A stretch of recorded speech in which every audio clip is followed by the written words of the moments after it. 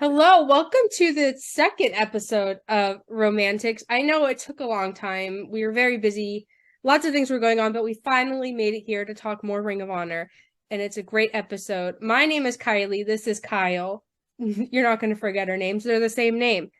Um, and today we're going to talk about Ring of Honor in 2023. We're both going to give some pitches, ideas, goals, maybe, that we have for Ring of Honor this year. It's looking like it's going to be a big year for Ring of Honor, kind of splitting from AEW, establishing itself on its own. They announced a WrestleMania weekend event. And also, we're filming this on Friday, the 13th of January. So, tomorrow, Saturday, there might be big news about Ring of Honor. And all of this will be a moot point, but that's okay. We're going to have fun. So, Kyle, I'll let you start with your first pitch. Hey, I would be happy if there was big news because that gives us another excuse to get together and talk about this promotion that we love so much. I'm excited to have this the new year and to drop our goals and our resolutions for ROH in the new year. Should be a lot of fun. Uh, my number one is one that we've been talking about for a while now, and is something that they've started to do, but I want it to keep happening and keep happening at a good pace, and that's expanding and improving upon Honor Club. We were very excited when Honor Club relaunched a few months ago. It officially relaunched. It's got a new look. It's got a slightly new feel, uh, and that's fantastic. There's a lot of great stuff on there. Trust me, as a certified ROH shill, there's a lot of great stuff on Honor Club that is well worth your time to check out. But that being said, there are still major holes in Honor Club. Uh, I took and looked at some of the examples that we had out there at one point or another. I looked at what the shows that were on there versus what has already been produced by Ring of Honor, and over the first probably 10 years of the promotion, arguably the glory days of ROH, there for that first decade, there's probably a full third of the library that is still not there. The vast majority of 2004 is gone. The end of Samoa Joe's title reign, all the Punk Joe matches, gone. That's not there. They just started adding 2007, another fantastic year. All of Morishima's title reign. The rise of Jerry Lynn and Nigel McGuinness. That's none of that's there. Getting into 2009, the Bryan Danielson Final Countdown tour. None of that is up there yet. I don't believe. There's so much good stuff there. The example that I like to give is Honor Club, in which he dropped one of his favorite moments. And hey, here's a match that I was in that you should go see. It was one of my favorites. It was when I challenged Takeshi Morishima for the Ring of Honor World title. That's not actually on Honor Club yet. So, problem. Yeah. Let's please continue to do that. And I was on Twitter the other day and I saw a whole little community of people discovering Honor Club for the first time. They had no idea it existed. I don't know how that happened, but it happened. So they were discovering it for the first time, and I thought that was really wholesome. But it's also a good opportunity to talk about how awful Honor Club is and how it is in desperate need of a revamp. So I like it. I approve. We're available. You and I could curate the daylight side of that site and have all sorts of content. Be fantastic. Pay us, Tony. You know you want to. My first pitch is, I know I just said that AEW and Ring of Honor are kind of pulling apart from each other, but this is like a special occasion kind of thing. So not for Revolution, but for Double or Nothing, because Double or Nothing is AEW's biggest pay-per-view. It usually goes for like 12 hours. There's lots of things. I thought it would be interesting to do a women's tag tournament. One half of the bracket being Ring of Honor talent, the other half being AEW talent. I think it would be just a fun little thing. I think it would really help establish a lot of women's free agents, because building the Ring of Honor women's division is going to be really hard. I don't think there's like that many star names available on the free agency. And someone like Mercedes certainly probably is not going to Ring of Honor. So I think it would be a lot of fun. You could do matches on Rampage, probably not Dynamite because AW fans will revolt. But I think it'd be a good opportunity to really establish the women's division in Ring of Honor and also have some fun little, like, just fun little dream matches and things. And then the final, of course, one AW team, one Ring of Honor team, blowing the whole thing at Full Gear. I think back to the beginning of AEW when they had the women's tag tournament and they won little medals. You could do little medals. I think it was medals. Yeah. You could do little medals again. You could do some other, like, maybe like a monetary prize, something like that. But I think it'd be a good opportunity for the women's division on both sides. Yeah, it sounds like it could be a lot of fun. I mean, you could play with a couple of different things with that. You could play with venues for that. If you're talking about running it in around Double or Nothing time, that also gets close to, depending on where you want to run it, Death Before Dishonor time as well. You can play with some of that as well. You can even play with some stakes for the winning team, getting a shot for their promotion on, some, maybe if ROH wins, it gets an ROH competitor a shot at one of the AEW titles to try and, take your title home with us, kind of thing. Yeah. It's very difficult to generate that kind of brand supremacy kind of style. And I almost hate to use the phrase because WWE has chewed it beyond meaning, but it's especially difficult to generate when you know that Tony owns both. But it is definitely something you can have some fun with, and I'm always for fun in my wrestling. Sounds like a blast. Me too. So what is your second pitch? In addition to this is also sort of in keeping with the Honor Club issue, get on actual TV. I streaming on Honor Club is great. I'm an ROH shill. I was going to buy it regardless. That's just the way it was going to be. There was no effort to take my money from Tony Khan on this. There was very little effort involved. But that being said, there's a whole lot of people out there for whom you're asking to pay $9.99 a month to watch your TV show. And yes, the library is great, but until they expand the library, that's not the selling point that you think it is either. So get on TV, let the library be its own selling point, and maybe even rope that in with the original Honor Club, which did a discount on pay-per-views. Their major pay-per-view events, the Death Before Dishonor, Glory by Honor, Final Battle, Super Card of Honor, whatever they might have been that particular year. It was usually something like, I want to say it was like half off for Honor Club subscribers or something like that. You could get it at least a discount, if not involved in the purchase price. And this is something that a bunch of people have talked about, and I would love to see it actually implemented because as of right now, the value proposition, if I'm being objective, is not there for Honor Club. Yeah. I love it. I will watch it. You love it. You will watch it.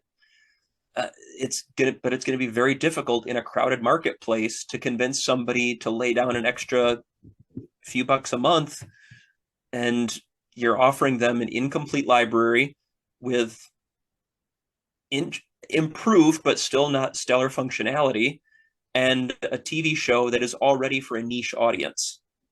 I love ROH, always will, but let's be clear, it is a niche audience. So get on TV because that's where more people are going to see your product. That's going to encourage more people to buy Honor Club, and it's going to encourage sales in other directions, which I'll get to a little bit later on. Yeah, I definitely agree.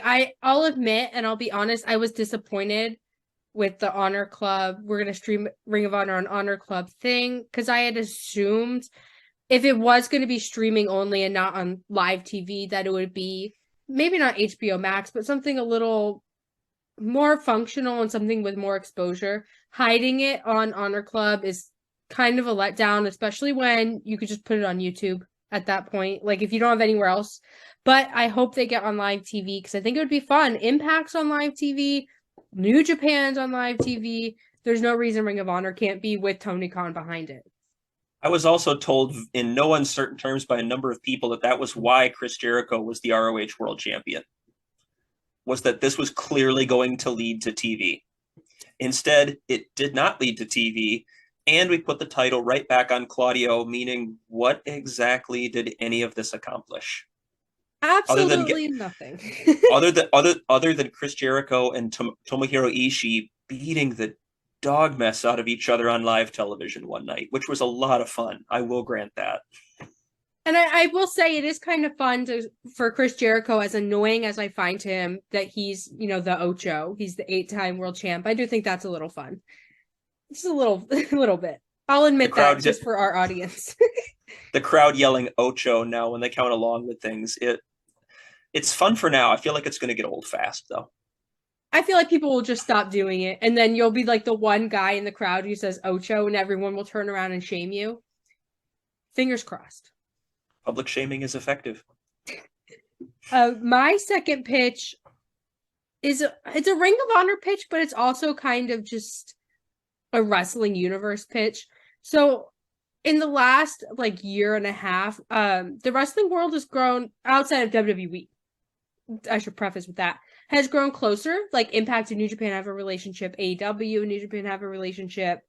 So, subsequently, probably Ring of Honor and New Japan have. I dropped my phone. Ring of Honor and New Japan have a relationship. So I was thinking ahead to Forbidden Door, this just for fun. And I was thinking if they do AEW New Japan again, what matches could they have? And there's the obvious Kenny Omega matches, whatever. But I thought it would be fun if we expanded Forbidden Door and we included Ring of Honor and we included Impact, probably because of the relationship with New Japan and the Bullet Club presence in Impact and all this sort of stuff. And I think it would be a lot of fun. I'm not sure AEW fans would be entirely on board, because I think back to Forbidden Door last year, and there was a lot of fans who just had no clue who any of the New Japan people were. They didn't want to Google, apparently. So there was that. But I think Forbidden Door was my pay-per-view of the year, and the pay-per-view of the year for a lot of people, and I think it was top 3 for a lot of people, top 5. So it was a good show at the end of the day. I think Ring of Honor being there would be a lot of fun. The match that really made me think of this is the Briscoes, because Briscoes right now, they are Ring of Honor tag champs. They beat FTR in a great match. If you haven't seen it, go back and watch it, because it was fantastic. And I was thinking about the Briscoes and how little they have done since Ring of Honor collapsed the first time, way back when, before Tony Khan bought it. And how they haven't been on AEW TV for reasons. And they really haven't done anything with New Japan lately. They've done stuff in Impact. But I think it would be fun for the Briscoes to be on that stage, to wrestle talent from all these other promotions. And I don't know. I guess this is a Forbidden Door pitch, but it's also at the same time a Briscoes pitch, more Briscoes, because Briscoes FTR, it's FTR is getting all the credit for it. And I love FTR. And I think FTR, especially Dax in those matches, fantastic. But I think putting more shine on the Briscoes would be good for the Ring of Honor tag division. Really make them seem like legitimate veteran legends, champs, all the things. Hey, I can think of no shortage of dream matches for the Briscoes in New Japan. Yes. Aussie Open. Mm-hmm. TMDK. Bishamon. I'm giving you all this stuff for Tag Talk too now. This is great stuff. But no, that would be fantastic. I'm always down for ROH getting to mix it up with other promotions in other countries. We talked at the Code of Honor podcast about ROH's history in Japan and the Briscoes being in Japan and holding the GHC tag. I believe that was the GHC. Oh gosh, now I can't remember. It might have been the IWGP.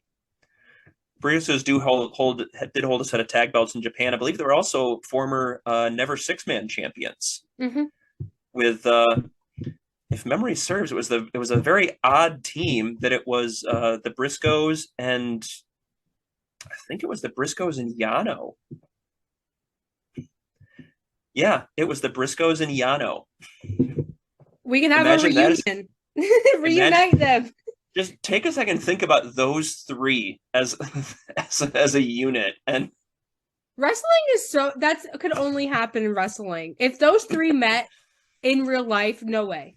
No way. But yes, let's do it. More Briscoes, fantastic. Uh, I think all my dangerous techers fantasy booking is falling apart because of the end of Suzuki-gun, but that's okay. That was sad. I was It disappointed. was. It was. All right. Now, my first two were very business related, but this one is going to be a little bit more booking, a little bit more in-ring related. Um, a nice long reign for Claudio Castagnoli as Ring of Honor World Champion. I feel like the first one kind of got torpedoed by the Chris Jericho run, and we've talked about that. It developed some fun matches, but it didn't do much for me. Let's have a little bit of a throwback, and it's been over 15 years now, so I think we can steal this angle again. When Bryan Danielson was the Ring of Honor World Champion, he ran an angle where he was sending out open contracts to every company in the wrestling world. And anyone from any company could sign one of those open contracts, come to Ring of Honor, and try to prove that they were the best wrestler in the world by taking out Bryan Danielson. This had showed a whole bunch of people coming into ROH to claim title shots. Steve Corino came in and claimed one from 01 promotion. Chris Sabin came in from Impact, then TNA, and had that one. Naomichi Marufuji came in from Pro Wrestling Noah at Final Battle 2005. That was part of a fun double main event with Danielson Marufuji on one and Loki versus Kenta in the other, which was fantastic show. I believe that one is on Honor Club. Absolutely check it out. Lots of fun there. Because I couldn't go that long without mentioning him, that is also the way that Chris Hero found his way into Ring of Honor, by signing an open contract for CZW. Always with Chris Hero. That's like the one theme that carries through every show we do. You find a way. You know what? A good gimmick's a good gimmick. We're going to roll with it. But no, the idea. I think the idea could have a lot of fun here, and we can have people from a variety of promotions with a variety of different styles coming in to challenge Claudio and try to take the belt. You can bring in guys from Impact, even guys that have ROH roots, like an Eddie Edwards or a Kenny King. Somebody else like a Speedball Mike Bailey. Could you imagine Speedball against Claudio? So good. Like, just off the top of my head, guys like that. GCW, have Janela sign an open contract and have Janela come in to try to challenge the ROH World Title, and that would give very CZW kind of vibes of that original feud too, and sort of an updated version, which has its own sort of fun to it because Claudio turned in the original CZW feud against ROH, and now he'd be defending ROH, so you'd have that. So let's have a lot of fun. Let's have Claudio send out contracts all over the world and bring in who knows who to come to Ring of Honor and try to take the title. And the fun thing about that is Claudio was in WWE for so long. There's so many dream matches that people thought they would never get. So this was a good chance for Claudio to really get all those without having to go from promotion to promotion himself and do all the work and all the labor. Like, we could just do it here. So I love this one. It's it's a good time. And I think Jim Cornette once said that the statute of limitations for angle theft, even from yourself, is 7 years. So we're plenty in the clear on this one. Plenty in the clear. Statute of limitation. Oh. Okay. My next pitch, it's kind of another two-parter one because I was thinking about Samoa Joe. And I was like, okay, what does Joe do? Because he lost the TNT title, which in my opinion, he probably shouldn't have had to begin with, whatever. So I am since that match with Jericho, I'm a big Action Andretti fan. I think Action Andretti is cool. I think he's not, I found out that he's older than Daniel Garcia, but he's like less experienced than Daniel Garcia. It's a whole thing. He's a kid, basically. And if Daniel Garcia isn't going to be in Ring of Honor, then we need Action Andretti. So my idea I was thinking of young talent in AEW who could really benefit from being in Ring of Honor, where they get to have more time, more exposure, more all the things, more experience, everything. And Action Andretti and Top Flight really stuck out to me because Top Flight is great, but they've really been hindered by Darius's injuries, so they haven't had that time to really develop as a tag team. So I think you could take all three of them and you could put them in Ring of Honor. They could do trio stuff. I would love to see Adam Cole and the Kingdom reunite and do some stuff in Ring of Honor. I don't know if it's going to happen because now Adam Cole is babyface Adam Cole after Wednesday, but whatever. You'll figure out a way to make it work, Tony. And I want Joe and an Action Andretti to have a feud, and I want it to be Joe saying, "You're not good enough. Like, you're bad.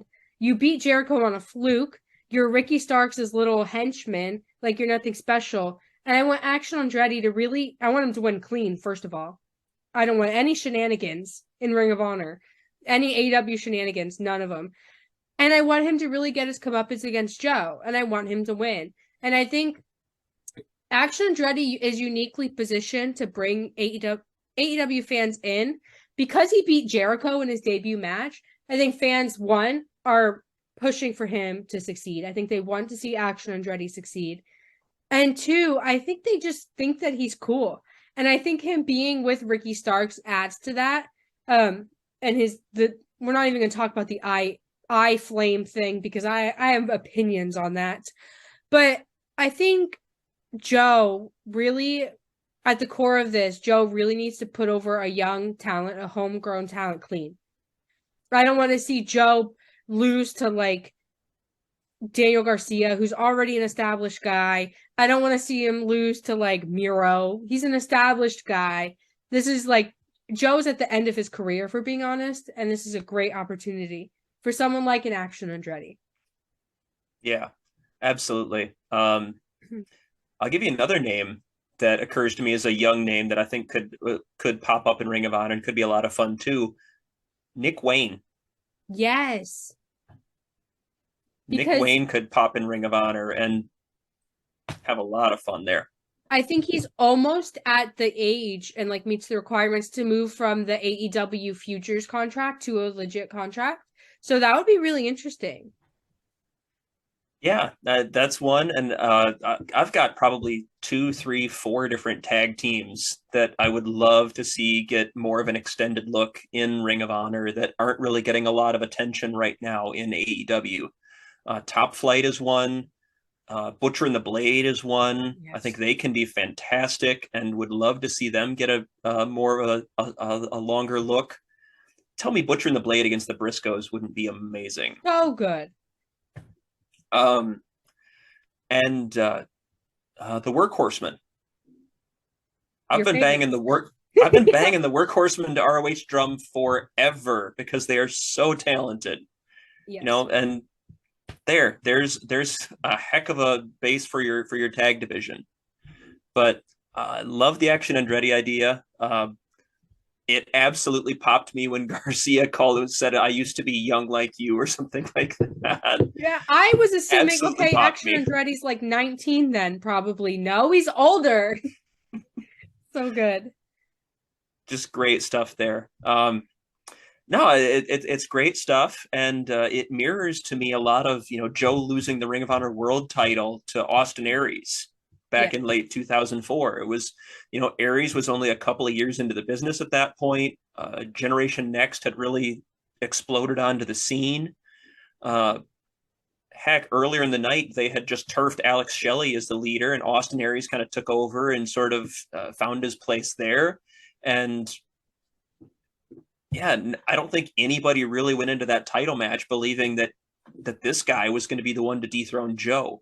After Styles couldn't, I'm trying to remember if Styles actually got a shot at one point or another. No, I don't recall it. I think he did. After Danielson couldn't, Punk couldn't, Jay Briscoe couldn't. Jay was more of a tag guy then, but still, like, all these guys had tried and failed, and it's like, this guy's going to succeed? Surprise.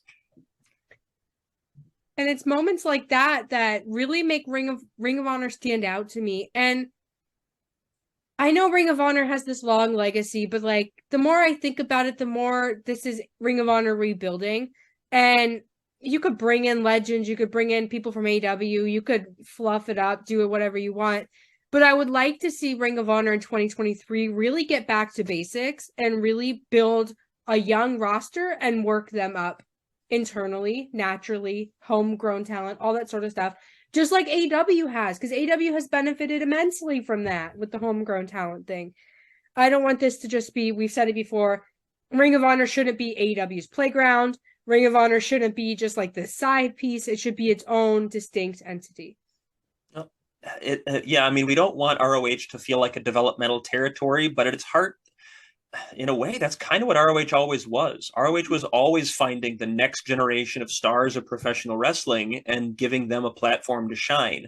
They weren't a developmental because they weren't connected to anybody else, but they were in the sense that it was a constant cycle of build a guy, build a guy, build a guy. He reaches the top in Ring of Honor, and oops, signed by WWE, or oops, signed by Impact, or and then the next guy, and then it was next man up, and so they could be very easy to build that again. And I mean, yeah, a lot of them are going to wind up probably going to AEW just because of the fact that Tony's going to have them right there, and so on. But that's something that absolutely ROH can and should go back to being again.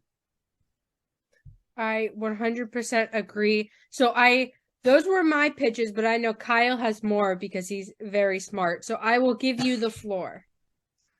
All right. Number 4, mine was bring in Nigel McGuinness. Bring him in some capacity. I don't care how.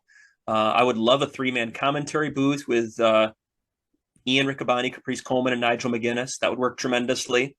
I don't think you need him as an on-screen authority figure, but he's very good at that too. I think AEW has kind of proven we don't need that, and ROH survived fine without it for quite some time, but get him in some capacity. He is such an integral part, and he is such a huge part of the history of this company, and would function as such a fantastic bridge between the old and the new.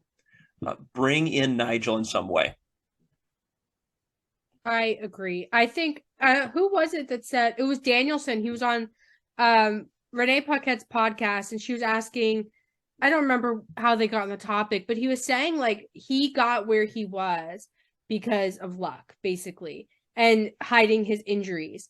And Nigel McGuinness, who Danielson said is a better wrestler than him, didn't get there because he was honest about his torn bicep.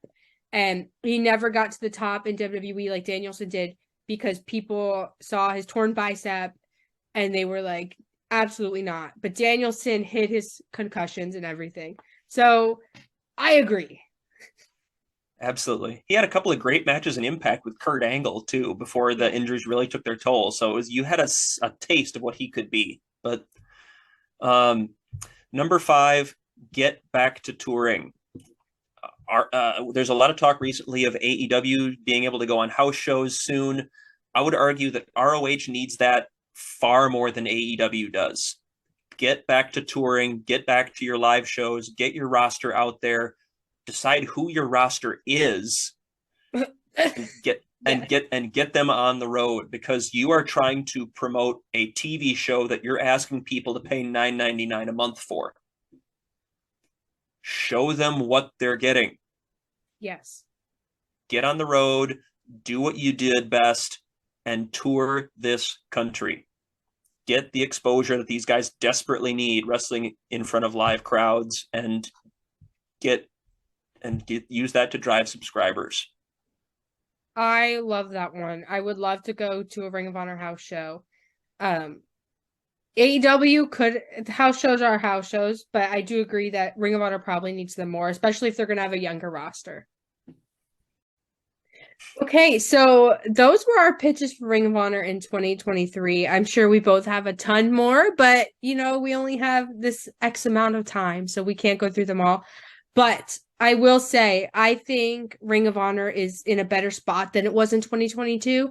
I think Tony Khan realizing that there needs to be an AEW Ring of Honor divide for Ring of Honor to survive, and AEW, I think that is going to do wonders for both promotions. And I also think Claudio as world champ is going to be something really special. I really do. At least fingers crossed that it happens. I don't know. But Kyle, what are your closing thoughts and where can the people find you? My closing thoughts are I'm glad to see ROH back. I'm glad to see it. It feels like it's healthier than ever. I'm excited for what the future might hold. It's probably going to look a little bit different than it has for the first 20 years of its existence, but that's okay because growth and change is part of life. And sometimes we got to stretch our comfort zone. If you don't stretch, you'll never grow. You know, we're going to figure this out and we're going to have a lot of fun figuring it out together. You and I and all the Romantics fans are going to be watching alongside and going to be excited for it as it happens. The only thing that I will say is please stop giving away amazing ROH title matches on free TV. Tony just gave away Claudio versus Josh Woods, first time ever, out of nowhere, out of the blue, on a dark. And it was very good for the 7 minutes that it was on, but it could have been so much bigger and better and more fun. Yeah, and I'm infinitely full of. I'm a huge Josh Woods fan, and I've been clamoring for that match, and I was so excited. It was still good, but it could have been better. It could have been bigger. I think in Tony's mind, by putting that on Dark, he's getting exposure for Ring of Honor and Josh Woods. But like the Yes, constructs of Dark, like you can't have like a 5-star. You could have a 5-star match on Dark, but like you're not going to put in your full effort for Dark the way you would for a Ring of Honor pay-per-view on WrestleMania weekend. Like there's they. rules that restrict what you're able to do on Dark. Like it's just not the right environment. There was definitely meat left on the bone, and I hopefully they'll be able to hook it up again one day. But there's little things like that. But that said, minor quibble. ROH is in a very healthy spot. I'm excited to see it grow, and I'm excited for everybody watching us to grow alongside it. You can find me on Twitter at Kyle K. Sparks. I am usually there live tweeting more often than not, live tweeting Dynamite and Rampage when they're on. Anything else I happen to be watching, I live tweeted an NXT a couple of weeks ago. I live tweeted an Impact at one point. If I happen to be watching it, I'll probably pull out my phone or my computer and live tweet along with it. So you never know. Could be fun. Give me a follow and maybe we'll watch some wrestling together. I'm here with you as the Romantics whenever we record. We're going to be better about it this year. Haley and I both set a resolution. We're going to be better about it. We're going to get this show on a regular schedule. It's going to happen. Just stay tuned for that. Also, once ROH TV starts, I think you're going to see probably going to see a bit of a format change here. It'll probably shift a little bit more to a weekly recap and review session, which will be great fun. So we'll be looking forward to that as well. Yes, I'm super excited. Like we've been trying to get this episode filmed for weeks since before the new year, and it's just I have issues. There's a storm outside. Kyle has family. It's like a whole big thing, but we're really going to get the show on a regular schedule. We're going to get everything on Romanticized Wrestling on a regular schedule. I think we're in a place now where all three of us, me, Kyle, and Haley, can really do that. So fingers crossed. But you can follow me on Twitter at Fuller_Kylie. I post everything I'm doing there. You can follow Romanticized Wrestling on Twitter at Romantic Wrestle. Haley and I are going to do some stuff on the Elite, some cool stuff with the Elite and the Golden Lovers. Probably going to film it not long after we film this. Maybe, I don't know. But follow me on Twitter for that. Follow Romanticized Wrestling for that. You can also see me and Haley on Fightful Overbooked for Tag Talk live every Monday at 3, talking all things tag team wrestling, from news to rumors to fantasy booking to stories, all the things tag team wrestling. Fightful Overbooked Monday at 3. And dad jokes. And dad jokes. Come submit a super chat with a dad joke. We have dad joke wars. It's a great time. Lots of great dad jokes and lots of horrible ones too. So if you like that kind of thing, come watch Tag Talk. Subscribe to Romanticized Wrestling. You want to know when we upload, if we ever get ourselves on a schedule. Like this video. Comment below all your pitches for Ring of Honor. I'm really curious how other people are looking at Ring of Honor.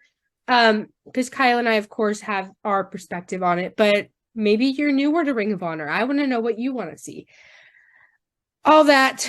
I think I checked all the boxes on that one. Maybe I missed something. It is what it is. But follow me, follow Kyle. You will be informed on this show. You will be informed on Ring of Honor. We won't leave you in the dark. We will talk to you. But we'll see you guys next time. Bye.